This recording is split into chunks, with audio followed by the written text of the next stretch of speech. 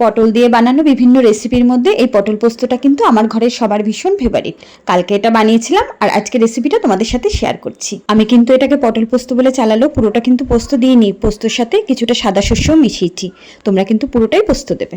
পটলটাকে ভালো করে একটু পরিষ্কার করে দেখো গাগুলো একটু চিড়ে নিয়েছি, তারপর কড়াইতে তেল গরম করে নুন হলুদ দিয়ে এটাকে এপিট ওপিট করে একটু কম আঁচে ভেজে নিয়েছি। এর মধ্যে একটা মশলাও তৈরি করেছি, একটু দিয়েছি পোস্ত, তার সাথে একটু সাদা সর্ষে দিয়েছি আর লঙ্কাটা দিয়েছি আন্দাজ মতো, 4টে লঙ্কা দিয়েছি। আর এই পটলগুলো কিন্তু একটু ঢাকা দিয়ে দিয়ে ভেজেছি, এতে পটলটা সিদ্ধও হয়ে গেছে আর ভাজাও হয়ে গেছে। পটলটা ভালো করে ভাজা হয়ে গেলে দেখো উপর থেকে পোস্তটা দিয়ে দিয়েছি, পোস্ত বাটার বাটি ধোয়ার জলটাও দিয়ে দিয়েছি। তারপর উপর থেকে আরেকটু নুন আর একটু চিনি দিয়েছি, এখানে আমি চিনির গুঁড়োটা দিয়েছি।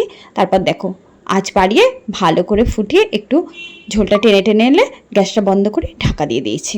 খুব কম তেল মশলায় আর খুব ঝটপট কিন্তু এই রান্নাটা হয়ে যায়, তবে খেতে কিন্তু দুর্দান্ত হয়েছিল। আর সবার শেষে উপর থেকে একটু কাঁচা সর্ষের তেল ছড়িয়ে দিয়েছিলাম।